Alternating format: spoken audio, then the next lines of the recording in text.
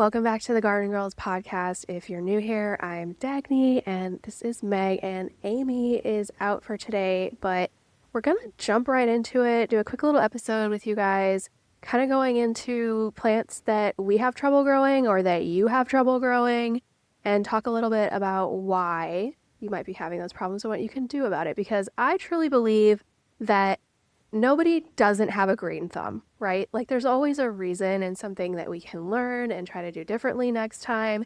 And especially as gardeners, like it's a great conversation starter, right? Like if you're ever in a group of people and you say, "Oh, I grow food," somebody always says like, "I wish I could do that, but I've always tried growing this and it never works out for me."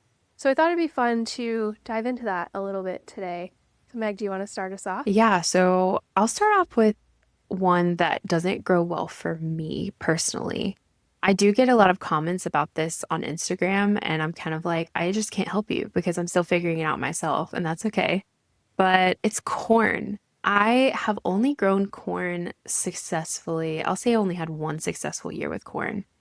And what happens is I can grow corn and I can get it to like a harvestable stage. But here in North Carolina, we have unpredictable weather. We have hurricanes. It's very windy and it always blows over, always. And so I'll work so hard to grow this beautiful patch of corn and it like always just falls over. And I'm still trying to figure out how to keep that from happening. And I've heard too that you should mound it, like mound the dirt really well Hmm. when you're planting it, which I'm still kind of trying to figure out what that means as well. And I've tried that, but it's still the problem is they get very tall and then wind comes and they fall over. That's really Um, interesting. I've wondered, like, is that sweet corn you're talking about specifically? yeah, Okay. yeah, because I mean, I've tried to grow. I think I grew actually glass gem corn one year, and that was the year that I had success with corn. But also looking back, that year we didn't have a lot of storms, Hmm. so it I'm was kind of luck. I'm curious if there is a difference between. So I think we call it flint corn when it's popcorn, and that's what glass gem corn is. I've never grown sweet corn. I'm actually trying it for the first time this year. But does sweet corn have those same like roots that come up out of the soil that you can kind of see that Yeah. look super weird? Because those are supposed to be really good for anchoring it, but I just wonder if there's like varieties that are specifically meant for windier areas that maybe have better that anchor them. Can't remember what they're called. I don't know. I need to look into it. But last year, what I did, I thought that I had it last year. I thought that I had figured it out, and I had a like square patch, and then I put poles on each side of the square, and then wrapped twine around it to like Okay. keep them tethered. But then we had Hurricane Helene Yeah, come through. there was no beating that one.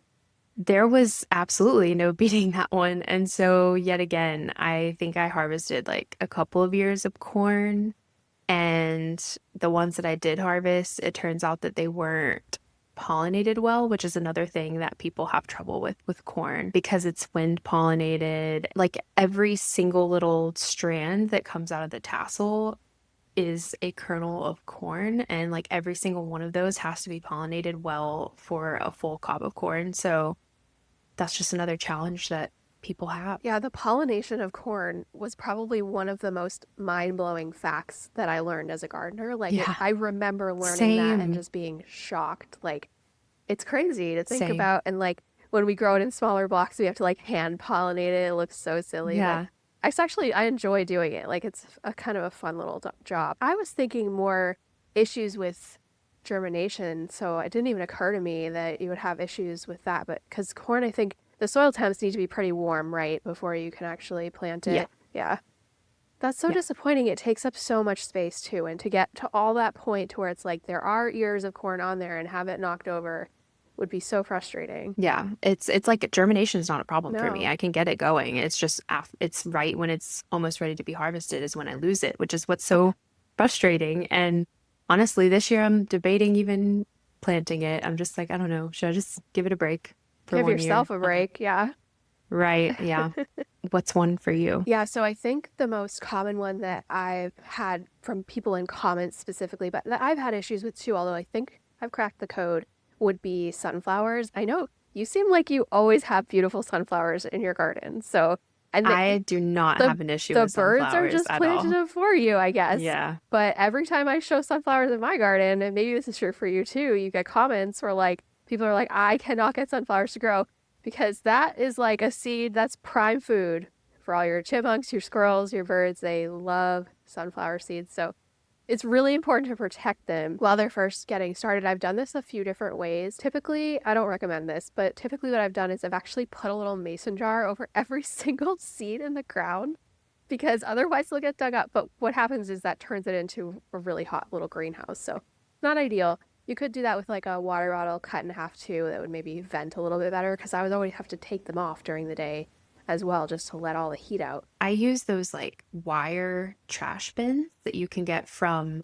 Dollar Tree for like a That's so dollar. smart. Yeah. And I just put them because I don't even plant sunflowers anymore, really. Like all of the ones that are popping up in my garden this year are volunteers. And I would say that I think that's a tip for me is like if you have any volunteers pop up, let them grow because they're probably going to be the strongest, biggest sunflowers. But yeah, those wire baskets, they work great for at least keeping them protected from critters Yeah, I've that seen come. that online so many times, and yeah, I've literally never tried it. I don't know why it like never sticks in my head because it makes perfect sense and it's such a cheap solution. I've also done like just row cover across the whole thing. That works okay, but once they get a couple inches tall, it's not so great. So yeah, I may have to go grab some of those. That's a good idea. Because I really want to have more sunflowers this year. I just did dwarf teddy sunflowers last year and they were so cute. Oh, I love a dwarf. I love a Yeah, dwarf sunflower. yeah. They're so underrated. I wish we lived closer because I have so many of those wire baskets. Like Give I me. put them over everything because when all the volunteers are popping up in in ground, I immediately put one over not for the critters but also for my fiance because my fiance he helps me weed in the garden, Help. but he has no clue about like Yeah. what different plants are and like he'll pull things that I don't want him to pull. So I'm like, if there's a basket over it, don't touch it. Right. That's really smart. Yeah, because that is a huge risk when you let somebody help you weed. It almost ended our relationship one year. I believe it. I'm not even joking. Like, so in the front yard, I had this beautiful hydrangea Oh, bush that it was in its like third year of growing and it was going to be beautiful that no. year. And he went out to weed the front landscaped like patch that we have. And he literally cut the whole thing down. And I'm like, why did you think that was a weed? It was No, very no. clearly a plant. And he was just like, I don't know. And I was like, I can't like fault you for this. But at the same time, I am so mad Please tell me he because replaced your hydrangea. yes, Okay. we replaced it. But now it's still like, it's, they Starting have to grow over. for like years to be like Yeah. very, very beautiful and just like big and bushy. And I still think Heartbreaking. about it every time I walk by. Yeah. Wow. You got another one for us? I'll go with one that I get comments about a lot this time. I get comments about blueberries all the time. And people just say, I planted blueberries and they died. And that's like such a common thing. And personally, this is what I do. I like to grow my blueberries in containers. I would never grow them in ground again because I tried the first year growing them in ground and it was like a hard lesson learned that it's really hard to control the soil and blueberries can kind of be really finicky about soil quality but also soil acidity. They really like a slightly more acidic soil. So if you grow them in containers, you have like total control over the soil. I feel like they're less finicky. It's really easy to acidify the soil, bring that pH down. I just have so much more luck with the blueberries in containers. As far as like the size of container that they need, I think 20-gallon is a good bet. That's what I grow all of mine in. Oh, that's big. Um, I wasn't even thinking. It's big. no, Yeah. yeah. Yeah, because like you want to give them the biggest pot possible. Mhm. Like you probably could grow them in a 10-gallon, but one, it's going to dry out a lot faster. Yeah. And two, like these are perennials that can live for like 50 years. So like they need as much space as they can to really stretch their legs, their roots. So the bigger the container, the better for sure. I think 20-gallon, if you have a 30-gallon even, like go for it. I think that that's probably my biggest tip for blueberries is Yeah. just the soil.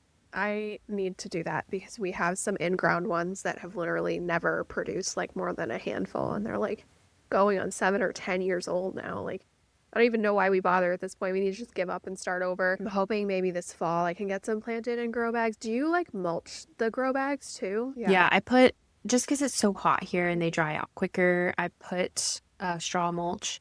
And I also have them hooked up to irrigation, and that's just like that just like makes it easier for me so that they're like getting that consistent moisture. And then I would also say keep in mind to try to find a container variety. It Okay. just helps because it keeps Yes. them like more compact, easier to manage, and they make a ton of container varieties. My favorite one is called Jelly Bean.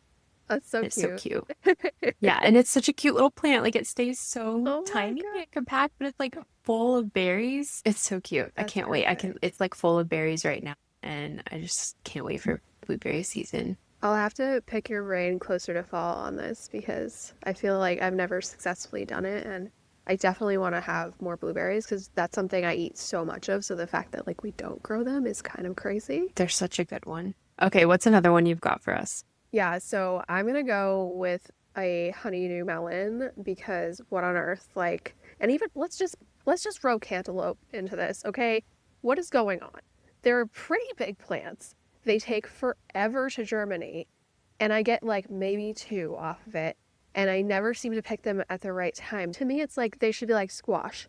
Squash is so easy, right? As long as we're not dealing with squash vine borer, like they're gonna germinate, they're gonna do their thing. You don't need to fertilize them. Why are these honeydew cantaloupe melons so challenging? Like, I don't even have an answer for this one, but it just seems like something I've never been able to grow successfully, and I'm done with it. It may be your environment, honestly. Like you're a little more north and they really love the heat. That's Like true. I'm able to grow cantaloupe pretty easily here, but also it's like a totally different environment down here. And I feel like they just really, really love the heat because they never get going for me until that temperature gets like June, July. That is It's a like I'll plant them really in good May point. Yeah, and they'll be so spindly, but then the second it gets really hot, they're like, "Oh yeah, I'm loving life and gonna go crazy now." I think you're But right about that. Yeah. so it might be your environment, like it might just not get quite hot enough for them.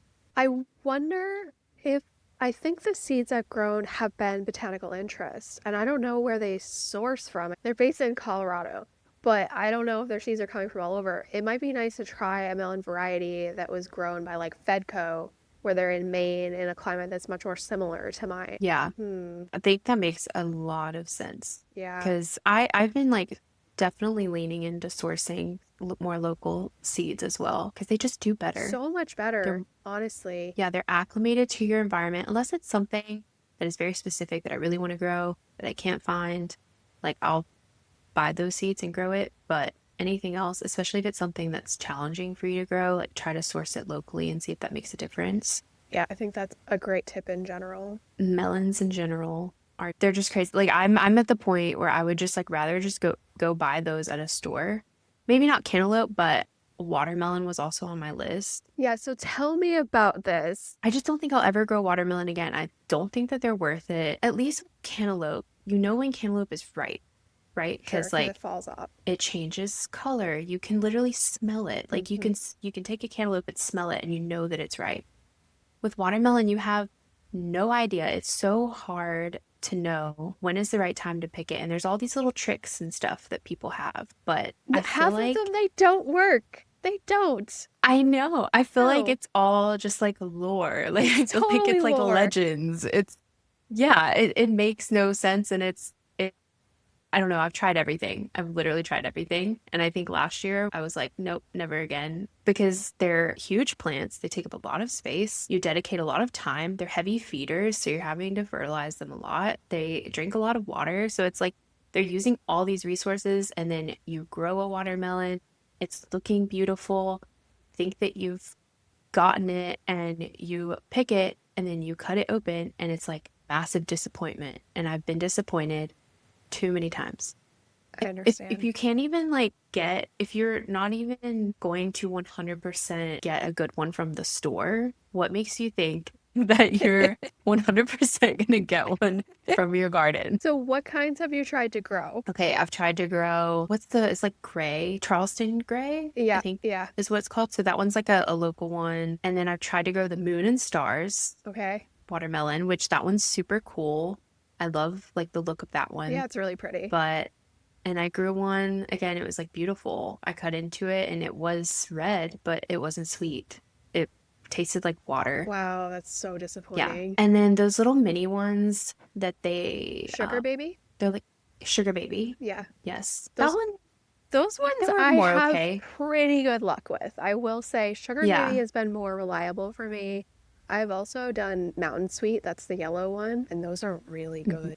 Mountain Sweet. I don't know. Maybe I'll try again with another mini one because the mini ones they don't take up that much space as Yeah. you can grow them vertically and they're a little bit easier. I even grew this one called, I think they changed the name because it was yellow midget, Oh, but yeah. I don't like Mm-hmm. that word. Mm-hmm. So I think that they did end up changing it, but I don't know what they Good. changed it to. But it was a watermelon that was developed to have a color indicator when it was ripe. So it starts green, but then it turns yellow when it's ripe. Wow. But even that one, I would harvest them when they were yellow and seemingly ripe, did everything right, and you'd cut it open and either it just totally wasn't ripe or it just wasn't sweet, like it wasn't good.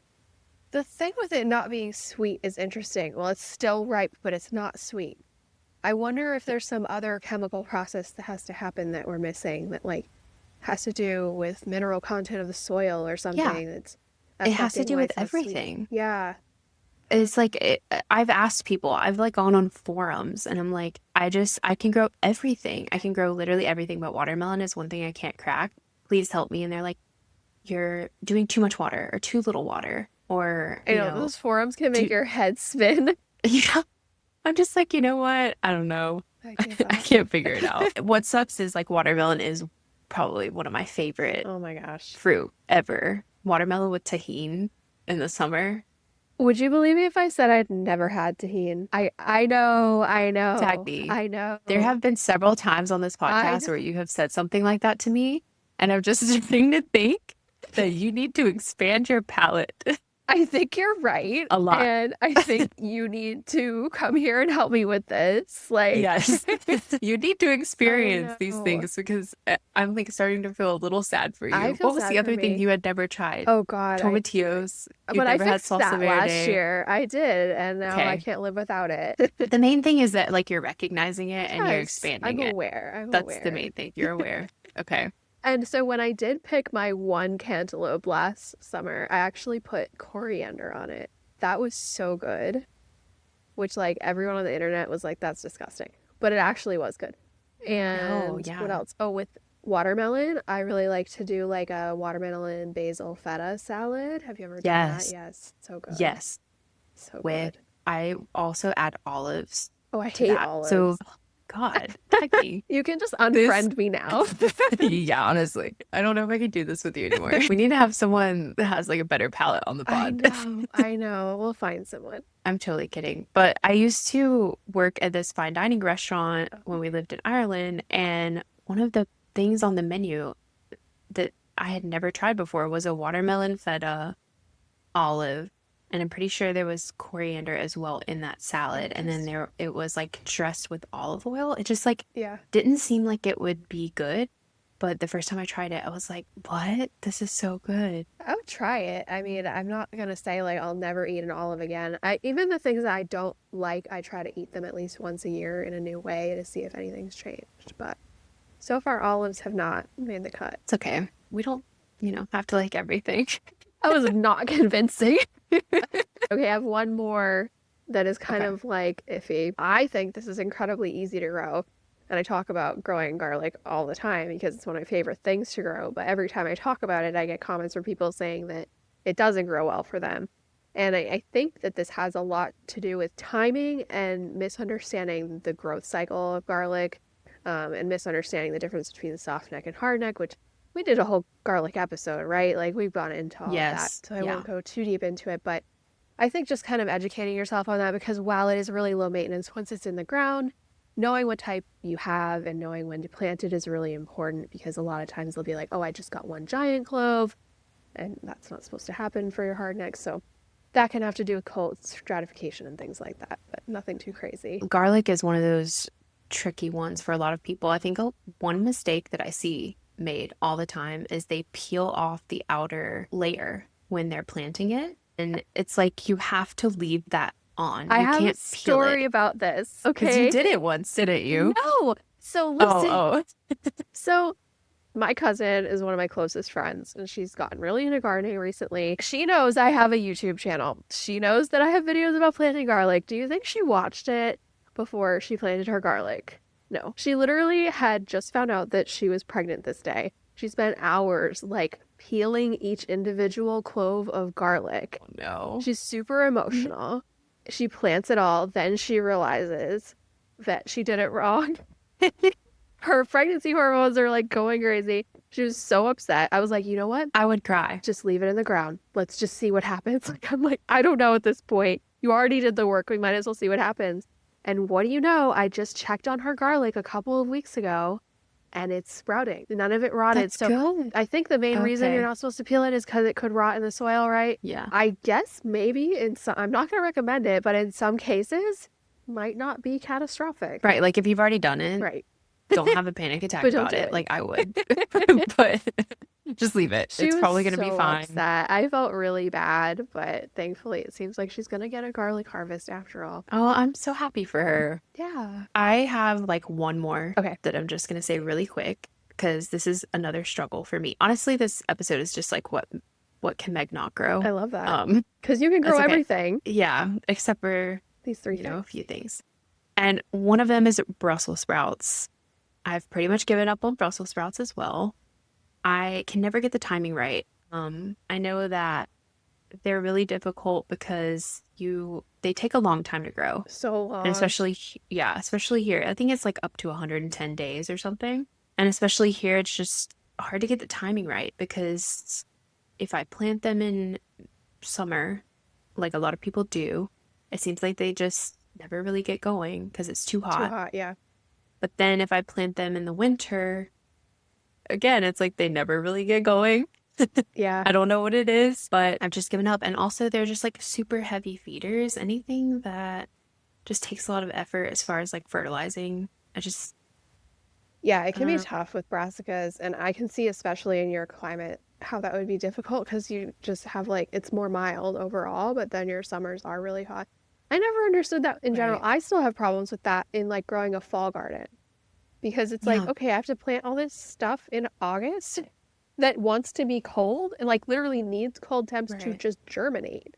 So how are we supposed to replicate those conditions? I haven't figured it out. Yeah, the rest of my brassicas do well here, at least just overwintering. Like I'll plant them out a little bit later, just let them overwinter and then they're fine. But it's hard, it's very tricky to get a fall harvest and get a spring harvest here because temperatures are just so Yeah. extreme and all over the place. And yeah, All right, guys, I think we're gonna wrap it up there, but let us know in the comments what you have trouble growing.